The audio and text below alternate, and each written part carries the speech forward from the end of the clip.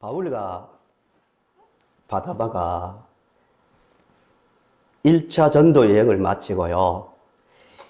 2차 전도 여행을 가려다가 마가를 데리고 가는 문제로 심하게 다툽니다. 크게 싸웠다는 거죠.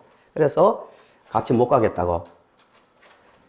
바나바는 마가를 데리고 배 타고 지중해에 있는 구브로로 가고, 바울은 실라를 데리고 북쪽이죠. 터키 지역이죠. 터키 지역 수리아와 길리기아를 거쳐서 당시의 아시아라고 말하는 소아시아 지역으로 복음을 전하러 갑니다.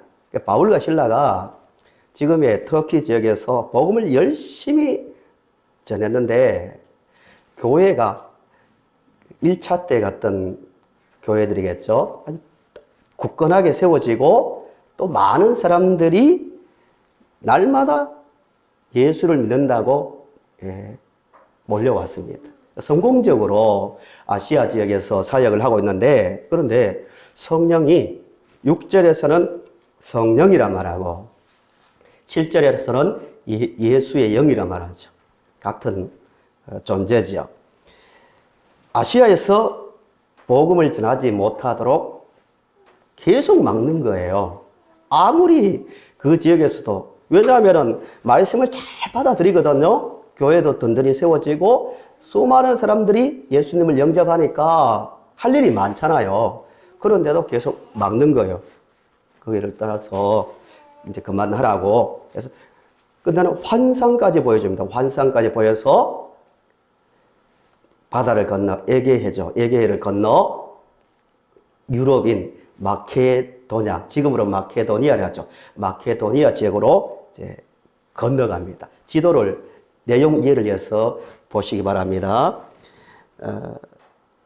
오른쪽 밑에 유대 지역에서 북쪽으로 올라가서 터키 지역에서 활동하는데, 바다를 건너 그리스 동북쪽이죠. 마케도냐 지역으로 건너가서 빌립보 지역입니다. 마케도니아의 가장 큰 도시가 빌립보인데, 빌립보에서 일어난 일이 오늘 본문의 내용입니다.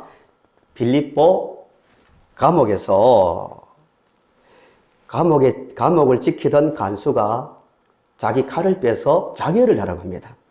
자결을 하려고 하다가 그 밤에 예수를 믿고 크게 기뻐하는 자로 변화됩니다. 그 밤에 무슨 일이 있었는지, 어떻게 자결하려고 했던 사람이 그냥 기뻐하는 게 아니라 크게 기뻐하는 사람으로 바뀌었는가? 그 원인이 뭔지, 또 변화된 과정, 또 변화된 모습을 우리가 보려고 합니다. 좀 전에 말씀드린 대로 배경을 잠시 말씀드리면요. 빌립보에 도착한 전도대원 중 바울과 실라가 기도하는 곳에 가다가 유대인들이 말이 일정한 숫자가 되면 회당을 만들고 모이는데 유대인 숫자가 별로 없었던 것 같아요. 그래서 기도처에 가서 기도하는데 바울과 실라가 왔다 갔다 한 것 같아요. 근데 귀신 들린 여자가 있었어요. 귀신 실제로 있죠. 귀신 들려서 점을 잘 치는 거예요. 점을 잘 치니까 그 여종의 주인이 돈을 굉장히 많이 벌었습니다. 유명했던 모양입니다. 잘 치니까. 그 귀신 들린 여종이 바울과 실라만 보면은 큰 소리로 무슨 말을 했냐면은, 이 사람들은 그 지역의 거리에 있는 사람들이 다 들을 수 있도록 큰 소리로, 이 사람들은 지극히 높은 하나님의 종으로 구원의 길을 너희에게 전하는 자라고 여러 날 동안 말하는 거예요.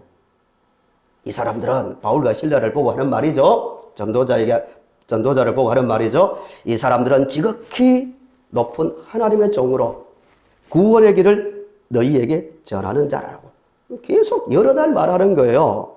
바울이 참고 참다가 너무 괴로워가지고 심히 괴로워했다고 합니다.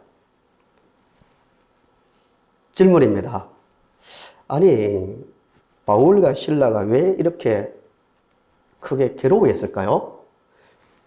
귀신 들린 여자가 큰 돈을 벌 정도로 지역에 상당히 큰 영향을 끼치는 영향력 있는 사람인데 신통하다고 소문이 난 사람 아닙니까?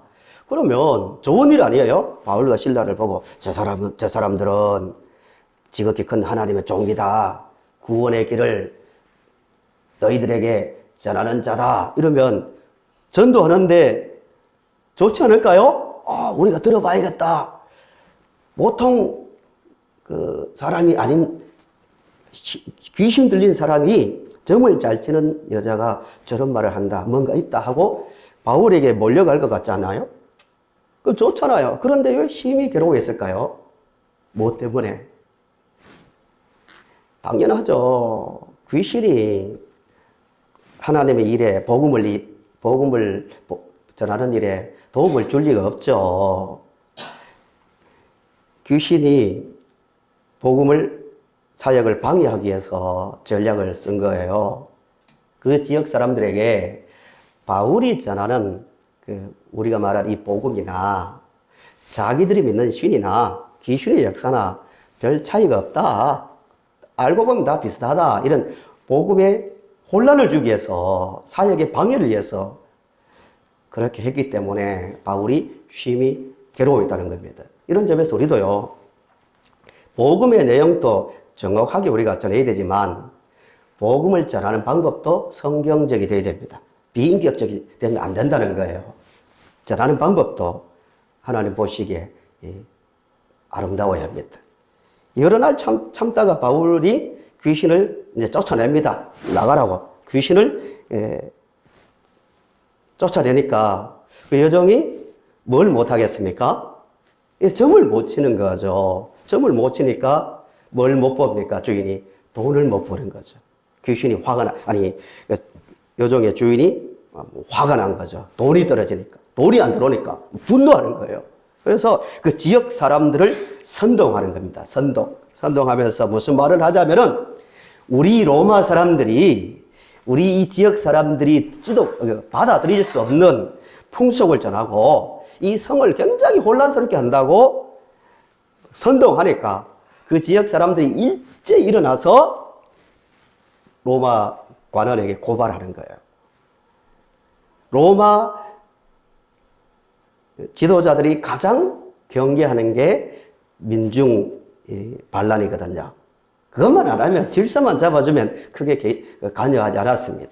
그러니까 로마의 관원이 바울과 실라를 잡아다가 옷을 찢어 벗기고, 인격 모독이죠. 옷을 찢어 벗기고 긴 줄로 된 배로 많이 치고, 그 맞으면요 살이 떨어져 나갈 정도로 고통스러운 채찍입니다. 치고 중범죄자들을 가두는 깊은 지하 감옥, 빛이 없는 깊은 지하 감옥에 가두고 발을 착고에 채웠다고 합니다. 착고는 나무 토막에 구멍을 2개 뚫어서 발을 넣고 끼얹고 자물쇠로 잠그는 그게 착고입니다.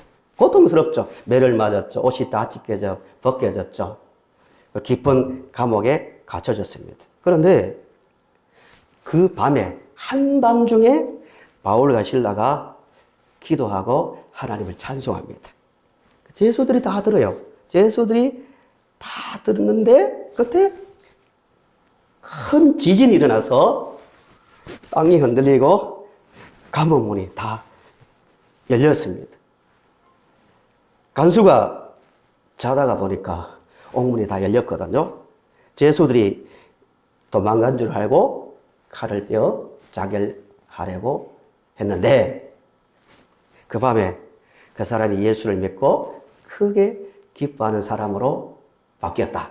이게 본문의 배경이자 그 내용입니다. 간수가 어떻게 바뀌었을까? 복음에 대해서 전혀 알지도 못하고 그 감옥에서 일어난 일 때문에 인생의 소망이 다 끊어졌다는 마음으로 칼을 빼어 자결하려고 했던 사람이 어떻게 이렇게 크게 기뻐하는 사람으로 바뀌었을까? 그 과정을 보려고 합니다. 첫 번째 단계가 어떤 단계였냐면은 이 간수는 이 복음에 대해서 무관심하고 무감각한 사람이었습니다. 조금 전에 드린 말씀대로 바울과 실라가 자기가 지키는 감옥에 들어왔습니다. 옷이 다 찢겨져 있고 온몸이 피 죽을 만큼 맞아가지고 피투성이가 돼 있고 깊은 감옥에 있는데 바울과 실라가 한밤중에 찬송을 했단 말입니다. 누가 들었다고요? 죄수들이 같이 갇혀있는 죄수들이 다 들을 정도로 찬송을 했습니다. 바울과 실라가 이 뜻은 단지 막 크게 소리 지르고 찬송했다는 뜻이 아니고 죄수들이 보기에 야 어떻게 저 상황에서 저렇게 찬송하고 기도할 수 있을까? 도저히 이해를 못하는 거예요. 우리하고 뭔가 다르구나. 우리는 지금 감옥에서 인생을 한탄하고 우리가 여기 온 것은 내가 악해서 그런 게 아니고 내가 태어날 때부터 이런 환경에서 태어났고 세상이 나를 이렇게 만들었다고. 나도 밖에 있는 로마의 좋은 환경에서 태어났다면 난 이렇게 나쁜 사람이 되지 않았다. 세상을 한탄하고 원망하고 증오해야 맞는데 아니 자기들보다 죄를 지은 것도 아니고 복음을 전하다가 들어온 사람이 절망하고 증오하는 것이 아니라 기뻐서 찬송을 하거든요. 거기에 너무너무 의문이 드니까 뭔가 있다. 어떻게 저렇게 할 수 있을까? 아니 정말 우리는 똑같은 지금 감옥 속에 들어와서 절망하고 한탄하고 증오하는데 어떻게 저렇게 할 수 있을까? 그 의문 때문에 깊이 주위에서 언어를 살리면 주위에서 그 소리를 들었다는 거예요. 가만 앞은 지하 감옥이니까 보이지 않는 상황에서 그 찬송 소리를 들었다는 거예요. 그냥 단지 남들이 다 자는 한밤중에 큰 소리 치면 그건 신뢰가 되는 거죠, 사실. 그죠? 아마 낮은 목소리로 찬송하고 기도했던 것 같아요. 근데 문제는 죄수들도 듣는데 감옥을 지킨 이 간수는 무관심한 거예요. 무감각한 거예요. 깊은 잠을 잤대요. 다른 사람들은 다 듣고 있는데 간수가 뭐 이상한 사람, 종교에 심취한 사람 아니면 뭐 삐친 사람이 들어왔는가 보다 하고 뭐가 전혀 관심이 없었습니다. 이런 무감각한 사람이 예수를 믿게 되는 거예요. 제가 아는 분 중에 이제 전도하기 위해서 전도를 이제 한다고 예수 믿읍시다. 교회 갑시다. 제가 목사인 줄 아니까 또 어느 정도 좀 친한 사이니까 농담 반 진담 반으로 이렇게 말합니다. 그분이 나는 이 성격상 교회하고 안 맞다고. 한 시간 예배 드리는 고통보다 사보로 땅 파는 게 훨씬 더 편하다고. 이렇게 농담 반 진담 반으로 그 말을 들은 적이 있습니다. 마음이 완전히 닫혀 있는 거죠. 간수가 그랬다는 거예요. 관심 없는 거예요. 그냥 뭐 자기 하는 직업이 아무 문제 없고 또 집에 뭐 걱정거리 없고 그래 먹고 잘 먹고 또 마음 편하고 주말 되면 또 로마의 경기장에 가서 거기 물론 빌립보지만 로마 문화에서 만들어내온 경기장에 가서 경기도 관람하고 또 연극도 그냥 보고 그게 행복으로 생각하는 사람이에요. 관심 없는 거예요. 무관심한 사람이 이제 조금 바뀌기 시작하는데 마음이 열립니다. 마음이 굉장히 중요한 얘기입니다. 복음을 듣는 일에 있었어.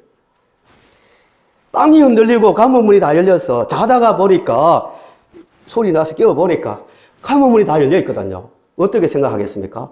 죄수들이 다 도망갔다고 생각합니다. 그 당시에 죄수들이 도망가면 그에 상응하는 벌을 받거든요. 자기 자리가 이제 잘리거나 아니면 죽을 수 있거든요. 다 끝났다. 내 인생 끝났다는 마음으로 칼을 베어서 자결을 하고 합니다. 이게 세상 사람들의 좀 극단적인 모습이지만 세상 사람들의 인생입니다. 19절에서도 같은 비슷한 표현을 쓰고 있습니다. 19절 보시면 여종의 주인들은 자기의 수익에 뭐라고 말합니까? 수익에 소망이라는 표현을 씁니다. 소망이 끊어진 것을 보고 바울과 실라를 붙잡았다고 말합니다. 돈이거든요. 그 사람의 목적은 돈을 버는 데 있거든요. 여종, 얼마나 불쌍한 사람입니까? 한 여자가 귀신 들렸으면 그게 무슨 정상적인 삶이 있겠습니까? 불쌍히 여기는 마음이 없는 거예요. 도구로 사용하는 거예요. 돈만 잘 벌어주면 좋은 거예요. 근데 돈이 떨어지니까 소망이 끊어졌다는 표현을 쓰고 있습니다. 이게 세상이거든요. 간수는 자기의 삶을 안정되게 유지시켜줄 직업이 일터가 흔들리니까 자결 하려고 하고, 또 여종의 주인은 돈이 끊어지니까 소망이 끊어졌다는 표현을 씁니다. 이게 세상이거든요. 돈, 명예, 안정된 삶, 내면적 어떤 평안, 이런 게 흔들리면 세상은 소망이 끊어진 거예요. 그래서 자결하려고 하는데 바울이 큰 소리로 죽지 말라고, 우리 여기 다 있다고, 여기 다 있다고. 그리고 보니까 정말 다 있거든요. 지진이 일어난 것도 기적이지만 사실 죄수들이 감옥문이 열렸을 때 도망가지 않는 것도 기적입니다. 지하 감옥은 중범죄자들이거든요. 한 번 들어오면 거의 나갈 확률이 없는 거예요. 그 목숨 걸고 탈출을 시도해서 탈출하는 게 유일한 소망인데 안 나가는 거예요. 이게 안 나갔을까요? 바울과 실라를 보고 너무 감동을 받는 거예요. 야, 정말 우리와 다른 또 다른 인생이 있구나. 뭔가 거기에 그들도 문이 열린 거예요. 사실은 죄수들의 이야기가 본문에 구체적으로 기록되어 있지 않지만 그런 기적을 보고 가수가 마음에 뭔가 감동을 받은 거죠. 그러면서 하는 말이 있습니다. 인생을 바꾸는, 한 영혼을 바꾸는 중요한 말을 합니다. 30절 보세요. 30절. 이 말이 한 개인의 영혼에서, 마음에서 나와야 진짜 복음을 제대로 이해하고 또 예수를 영접할 수 있는 거예요. 30절 보시면 그들을 데리고 나가 이르되 선생들이여, 같이 읽어볼까요? 시작. 내가 어떻게 하여야 구원을 받으리까? 아멘. 내가 자기 이야기로, 자기 문제로 들려지기 시작하는 거예요. 무관심했습니다. 그렇게 정말 감옥 속에서 찬송하고 기도하는 그 분위기에도 무감각했던 사람이 내가 어떻게 해야 구원을 받을 수 있습니까? 라고 자기 이야기로 들리는 거예요. 마음의 문이 열린 겁니다. 복음은요, 마음의 문을 통해서 들어옵니다. 세상의 학문은 뭘 통해서 들어옵니까? 머리를 통해서 들어옵니다. 맞죠? 머리가 잘 표현이 좀 죄송하지만 잘 돌아가면 이해도 하고 계산도 하고 문장도 이해합니다. 그러나 복음은요, 당연히 물론 논리적으로 이해돼야 되지만 그렇게 되려면 마음이 열려야 되는, 마음이 그만큼 중요합니다. 하나님은 영이시잖아요. 우리 이성의 범위를 넘어서는 존재잖아요. 그 존재를 논리적으로 이해하려면 성령의 역사가 있어야 되고 영이신 그분의 역사가 있어야 되고 그러면 우리 영도 작동해야 되거든요. 그러려면 마음이 열려야 돼요. 마음이 그만큼 중요합니다. 마음이 닫히면요, 머리로는 그렇구나, 논리적으로 그럴 수는 있구나, 그러나 믿지는 못해요. 그렇기 때문에 성령께서 한 영혼을 구원하기 위해서 먼저 마음을 열게 합니다. 16장 14절도 같죠. 유명한 루디아라는 여자가 나오죠. 주께서 루디아에 어떻게 했다고요? 마음을 열었대요. 마음을 열어 바울의 말을 듣게 했대요. 마음이 열려야 됩니다. 신앙생활에서도요, 마음 관리가 정말 중요합니다. 이미 예수를 믿고 있는 사람도요, 복음을 접하는데 증거가 부족했어요. 하나님의 은혜가 작아서 은혜를 느끼지 못하거나 보지 못하는 게 아니에요. 은혜와 하나님의 사랑의 증거는 너무너무 많거든요. 중요한 것은 마음이 열려야만 그게 보여지고 들려줄 수 있고 이해되는 거예요. 그래서 우리 조심해야 됩니다. 이미 믿고 있는 우리도 마음 관리를 정말 잘해야 됩니다. 자기도 모르게요. 마음이 다치면요.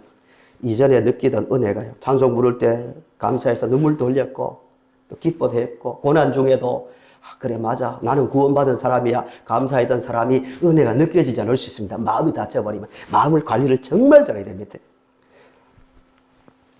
영국에서 오신 분이 계시지만 오해는 하지 마세요. 영국이 참 기독교 국가였잖아요. 국교가 성공회잖아요. 성공회. 교리는 우리 개혁, 개신교, 또 형식은 천주교를 따릅니다. 우리와 같이 분류되는데요. 그 화려한 그 건물들을 보십시오. 그 화려한 성당, 뭐 교회라고도 합시다. 그렇게 올리기 위해서 얼마나 성도들이 열심히 있었고 헌신이 있었겠습니까? 대리석으로 올라간 건물들. 근데 많은 그 건물들이 이슬람에 팔리고 술집이 되고 세상 공간이 되어버렸습니다. 젊은 사람들은 다 어디 갑니까? 축구장으로 나갑니다. 축구장으로. 교회는 죽을 때나 결혼식 때 가지. 축구장에 가면 얼마나 열광합니까? 정말 축구도 저도 좋아하거든요. 보는 것. 보면은 전쟁이다, 전쟁. 토트넘이 어떠고 하면서 영국의 축구를 보면 굉장합니다. 열정이 있는 거죠. 그런데 교회는 노인층만 남아있는 영국이 되어버렸습니다. 왜 그럴까요? 마음이 다쳤기 때문에. 은혜가 보이지 않으니까 그런 거예요. 영국만 그런 게 아니죠. 우리나라도 마찬가지고 미국도 지금 그렇게 되어가고 있습니다. 정치 이야기하면요. 정치 이야기, 세상의 어떤 문화적인 이야기하면 막 입에 침을 튀기다가도 흥분하다가도 하나님 말씀 이야기하면 무감각하고 찬송 부르면 느낌이 없는 마음이 다쳤거든요. 정말 조심해야 됩니다. 우리 교회도요. 하나님의 은혜에 대해서, 복음에 대해서 항상 마음의 문이 활짝 열려있는 그런 성도님들이 될 수 있기를 간절히 바랍니다. 간수는 어쨌든 마음의 문이 열린 거예요. 그 시점에, 바울과 실라가 찬송한 시점에 지진이 나고 옥문이 열린 것은 누구를 위해서입니까? 바울과 실라보다도 그 간수 한 사람을 위해서 그런 역사가 일어난 거예요. 우리 그런 점에서 감사해야 됩니다. 우리가 그냥 예수 믿은 게 아니에요.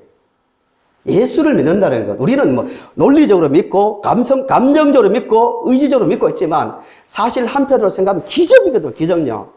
보이지 않는 하나님. 언제 우리가 예수님 봤습니까? 한 번도 만난 적이 없는 예수님이 십자가에 달려 죽었는데 우리가 죄에서 벗어나 구원을 받았다? 이게 논리적으로 믿어진다는 건 기적입니다. 성령께서 마음을 열어주셨기 때문에 그런 일이 일어난 거예요. 간수를 위해서 지진을 일으킨 것처럼 우리 한 인생을 위해서, 구원을 위해서 우리의 마음을 열어주셨기 때문에 우리가 예수를 믿은 겁니다. 감사하시길 바랍니다. 마음의 문이 열렸습니다. 세 번째 단계가 뭐냐면은 사실 가장 중요한 거예요. 내가 어떻게 해야 구원받습니까? 내가 어떻게 해야 구원받습니까? 인생을 건 질문했는데요. 31절, 32절을 보세요. 간수가 구원받는 그 과정입니다. 이거는 어느 시대나 어디에서나 관계없이 반드시 이런 과정을 거쳐야 됩니다. 내가 어떻게 해야 구원을 받으리까 할 때 대답이 이르되 주 예수를 믿으라. 이게 목적이죠. 주 예수를 믿으라. 그리하면 너와 내 집이 구원을 받으리라 하고 방법입니다. 주의 말씀을 그 사람과 그 집에 있는 모든 사람에게 전하더라 라고 말하고 있습니다. 자결을 시도한 간수가 변화받은 세 번째 이유가 주의 말씀을 들었기 때문입니다. 내가 어떻게 해야 구원을 받습니까? 종교적 단계입니다. 어느 다른 종교에서도 그런 마음을 가질 수 있거든요. 근데 열린 마음에 한 영혼을 살리기 위해서 주의 말씀을 전하는 거예요. 우리가 영원히 살려면요, 영원히 풍성해지려면 하나님 말씀을 계속 듣고 먹어야 됩니다. 바울이 간수와 그 집에 있는 사람들에게 무슨 말을 전했을까요? 성경을 보실 때 이런 생각을 하면서 보셔야 됩니다. 무슨 말을 전했을까요? 지금 바울과 실라는 여전히 살이 찢겨지고 피가 흐르고 옷은 찢겨져, 다 지금 벗겨지다시피 할 정도로 찢겨져 있습니다. 근데 그것 하지 않고 먼저 말씀을 전했는데 어떤 내용을 전했을까요? 성경이 없으니까. 아마 이런 말씀을 전하지 않았을까요? 아, 그래요. 잘 들어보세요. 하나님은 이런 분입니다. 인간은 이렇게 죄를 지었습니다. 그래서 죽게 되었습니다. 병이 세상에 오게 되었습니다. 인생이 사탄의 지배를 받게 되었습니다. 그런데 하나님께서 예수님을 보내셨습니다. 예수님 우리를 위해서 죽으셨습니다. 부활하셨습니다. 그러므로 그를 믿는 자는 영원한 사망에서 구원을 받습니다. 이런 이야기를 하지 않았을까요? 그 이야기를 다 듣고 난 다음에 제수와 그 집안에 있는 사람들이 그렇구나 듣고 이해를 하고 믿고 영접하여 구원을 받은 겁니다. 오늘 어린이 주일 예배를 드리고 있는데요. 교육의 절대 조건, 자녀 교육의 절대 조건은 하나님의 말씀을 가르치는 겁니다. 우리 집에도 고양이가 있지만요. 고양이는 뭐만 잘하면 됩니까? 잘 먹이면 됩니다. 그죠? 사육입니다. 사육. 영혼이 없으니까. 세상의 교육은 또 짐승과 다르잖아요. 정신이 있고 마음이 있잖아요. 마음도 잘 다루어져야 되고 또 마음을 관리를 잘 해줘야 됩니다. 정신적인 부분도 성장하도록 지적인 부분도. 그러나 성경이 말하는 참된 교육, 성인들도 마찬가지고 또 오늘 어린이 주일 자녀 교육에 있어서요. 영혼이 있잖아요. 인간은 동물과 달리 영혼을 위한 교육이 필요합니다. 이게 하나님 말씀입니다. 잘 가르쳐야 됩니다. 앉았을 때나 신명기에 있는 말씀대로 밖에서나 누웠을 때나 어디에서든지 하나님의 말씀을 가르쳐야 됩니다. 한 영혼이 구원받는 유일한 길은 하나님의 말씀을 영혼에 들려주는 거예요. 이성적 차원으로. 작은 우주의 이 넓고 넓은 우주에서 먼지보다 작은 인생이 자기 작은 이성을 가지고 그게 기준이 되어서 있다 없다 성공했다 실패했다 이거 너무 웃기는 이야기 아닙니까? 이 광대한 우주를 만드신 하나님께서는 인간의 영혼을 주셨거든요. 영혼이 살아나는 유일한 방법은 하나님 말씀을 듣는 거예요. 그분의 말씀을 들으면 구원의 방법이 보이고 이루신 구원이 믿어집니다. 그 안에서 영혼이 살아나는 거예요. 말씀을 통해서.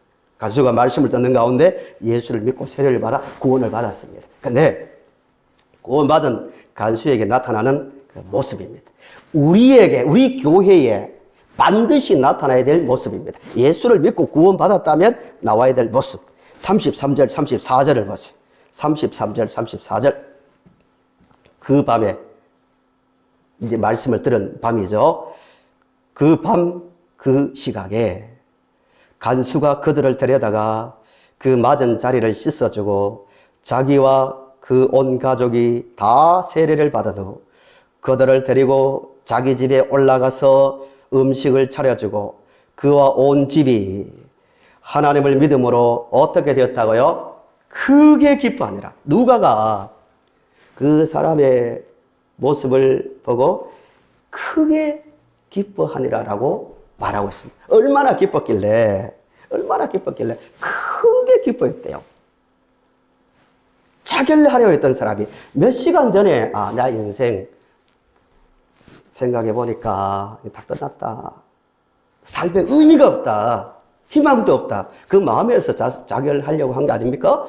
자결하려고 했던 사람이 지금은 크게 기뻐한대. 왜? 가장 중요한 이야기입니다. 왜 기뻤을까요? 그 문장 앞에 바로 앞에 뭐가 나옵니까? 하나님을 믿음으로입니다. 간단하죠. 하나님을 믿었기 때문에 크게 기뻐한대요. 하나님을 믿으면 크게 기뻐할 수밖에 없는 거예요. 근데 여기서 굉장히 조심해야 될 게 하나 있습니다. 신앙생활 하는 분들이 특별히 주의해서 보셔야 될 부분인데요. 이 말씀에서 그렇구나. 그냥 인생 어렵고 소망이 없고 의미가 없게 생각했던 사람이 자살을 시도하다가 어떻게 크게 기뻐했구나. 크게 기뻐하는 게 목적이 아닙니다. 기쁨은 일반 종교에서도 가질 수 있습니다. 문화 활동을 통해서도 기쁨을 가질 수 있습니다. 도덕적인 행동을 통해서도 내면적인, 물리적으로 이해할 수 없는 뭔가 내면에서 솟아나는 뭔가 그 기쁨을 누릴 수 있는 거예요. 기뻐했다가 결론이 아닙니다. 원인이 중요합니다. 먼저 왜 기뻐했다고요? 하나님을 믿었기 때문입니다. 하나님을 믿고 그 다음에 기쁨이 오는 거예요. 다른 데서도 얼마든지 생활을 통해서 용기도 얻을 수 있고 또 마음의 평안을, 자기의 마음의 어떤 수련을 통해서 평안을 찾을 수 있지만 여기에서 말하는 것은 하나님을 믿은 결과로서 기뻐했대. 크게. 왜? 하나님의 자녀가 된다는 것이 무엇인지를 알았기 때문입니다. 영원한 죄와 죽음에서 구원받은 것.